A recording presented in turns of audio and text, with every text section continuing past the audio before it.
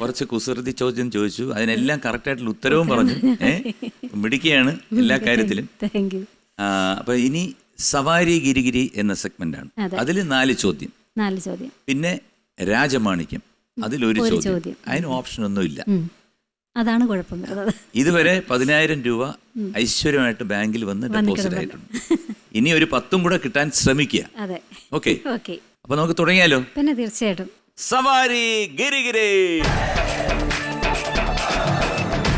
ചേട്ടൻ നമുക്ക് എന്തെങ്കിലും പറയുമ്പോഴേ സവാരിഗിരി, അത് സാധാരണ, അതുകൊണ്ട് ഈ സവാരിഗിരി കേൾക്കുമ്പോൾ നമ്മുടെ വീട് പോലൊരു ഫീൽ. അല്ല, അതിന് ഒരു സർപ്രൈസ് വരുന്നുണ്ട്, അത് പിന്നെ ഞാൻ പറയാം. ഒരു സെലിബ്രിറ്റി ഉണ്ടാവും അല്ലേ? അതെ. സവാരി ഗിരിഗിരി ആദ്യത്തെ ചോദ്യം ഇതാ, ശ്രദ്ധിക്കൂ. പറക്കും തളിക എന്ന ചിത്രത്തിൽ ഒരു വാർത്താ ചാനൽ അവതാരികയായി എത്തുന്ന ഹാസ്യനടി ആരാണ്? A Tesni Khan, B Praseetha, C Subi Suresh. ആണോ? പിന്നെ ബി പ്രസീത. ഞാൻ എടുത്തിട്ട് പൂട്ടി. ആരാണ് ഏറ്റവും വലിയ കൂട്ടുകാരി? എനിക്ക് അങ്ങനെ വലിയൊരു കൂട്ടുകാരി എന്ന് പറയാനായിട്ട് എല്ലാവരും ഒരേപോലെ ആണ്. എങ്കിലും പഴയത് മുതലേ ഉള്ളതാണ് വൈജയന്തിയും ഗായത്രിയുമാണ് കൂടുതലായിട്ട്. ഞങ്ങൾ മനസ്സ് തുറന്ന് സംസാരിക്കുന്ന അവരിങ്ങോട്ടും തുറക്കൂ. തീർച്ചയായിട്ടും. രണ്ടുപേരും അങ്ങോട്ടും ഇങ്ങോട്ടും. പൊതുവേ എനിക്ക് പൊതുവേ ഞാനിങ്ങനെ ഒരു ഫോൺ ജീവിയല്ല. ഒന്നാമത് വാട്സാപ്പും ഫേസ്ബുക്കും ഒന്നും യൂസ് ചെയ്യാത്ത ഒരാളാണ്.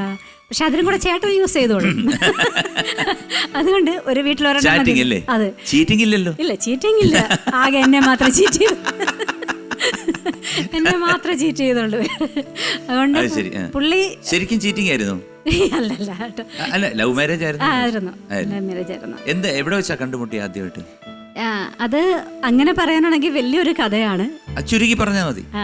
ചുരുക്കി പറയാനാണെങ്കിൽ പറയാം. അത് എൻ്റെ ഫസ്റ്റ് ഹസ്ബൻഡ് മരിച്ചു പോയതാണ്. ഹസ്ബൻഡിന്റെ ഫ്രണ്ടായിരുന്നു ഈ പുള്ളി. അപ്പൊ ഇവര് ഫാമിലി ആയിട്ട് നല്ല കണക്ഷൻ ആയിരുന്നു, വരുമായിരുന്നു. അങ്ങനെ ശരിക്കും പറഞ്ഞാൽ പ്രേമം എന്ന് പറയാൻ പറ്റില്ല. എനിക്കൊരു ഹെൽപ്പായിരുന്നു പുള്ളിക്കാരൻ. അങ്ങനെ ഹെൽപ്പ് ചെയ്ത് അപ്പൊ അങ്ങനെ അതിന് കൂടിയതാണ്. അതെ, ഓരോരുത്തർക്ക് ഇന്നവർക്ക് ഇന്നാരെന്നുണ്ടല്ലോ, എല്ലാവർക്കും ഒരു വിധിയുണ്ട്. പക്ഷെ അതുകൊണ്ട് എന്റെ വീട്ടുകാർ ആദ്യത്തെ ഇതില് ഇത്തിരി ഇതിലായിരുന്നു. പക്ഷെ ഈ പുള്ളി വന്ന് സോപ്പിട്ട് ഇപ്പൊ വീട്ടുകാരെല്ലാരും പാക്ക് ചെയ്ത് എല്ലാരും ഒതുക്കി വെച്ച്. ബി പ്രസീതയാണ് ഉത്തരം നൽകിയിരിക്കുന്നത്. പ്രസീത ശരി ഉത്തരമാണ്. കൺഗ്രാറ്റുലേഷൻസ്. അതാണല്ലോ ഇതിന്റെ ഒരു അത്. അപ്പോ നമ്മൾ ഇത്രയും നേരം ആയിട്ടും ഒരു ചോദ്യമേ ആയുള്ളൂ. അല്ല, സവാരിഗിരിയിൽ എനിക്കൊരു ഹെൽപ്പർ വരത്തില്ലേ? ഹെൽപ്പർ വരും, പക്ഷെ പുള്ളി ചതിയനാണ്.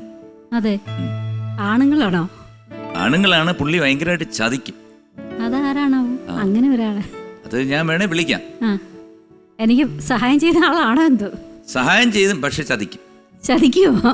അപ്പൊ ഉത്തരം പറയില്ലേ? അതൊന്നും എനിക്ക് അറിഞ്ഞൂടാ. പിന്നെ അങ്ങോട്ട് സോപ്പിട്ട് വേണമെങ്കിൽ വല്ലതും നോക്കി കഴിഞ്ഞാൽ കൊള്ളാം. അതാരാണാവോ? സീനിയേഴ്സ് ആണോ? സീനിയർ ആർട്ടിസ്റ്റ് ആണോ? സീനിയർ ആർട്ടിസ്റ്റ് ആണ്. പുള്ളി നല്ല മനുഷ്യനാണ്. പക്ഷെ ഇതേ ഉള്ളൂ, പുള്ളി ചതിക്കും. വിളിക്കട്ടെ?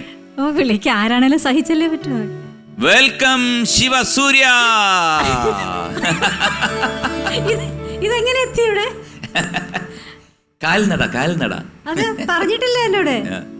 ഓ, എനിക്ക് വിശ്വാസമില്ല. ചതിക്കും. അതിൽ പോയി തൊട്ടു. അതല്ല, ഈ സെഗ്മെന്റിൽ എന്നെ ചതിക്കും. പറയുവോ? ഉത്തരം വല്ലതും പറഞ്ഞു തരുമോ? തീർച്ചയായിട്ടും പറയും. നമസ്കാരം.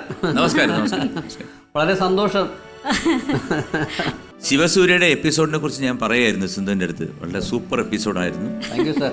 നന്നായിരുന്നു എന്ന് പറഞ്ഞു. എന്നോട് വന്നപ്പോഴേ അതാണ് സാർ പറഞ്ഞത്. പക്ഷേ എന്റെ അടുത്ത് സിന്ധു പറഞ്ഞ ഒരൊറ്റ കാര്യമുള്ളൂ, ശിവസൂര്യ എന്നെ ചതിച്ചു. അത് വേണമല്ലോ.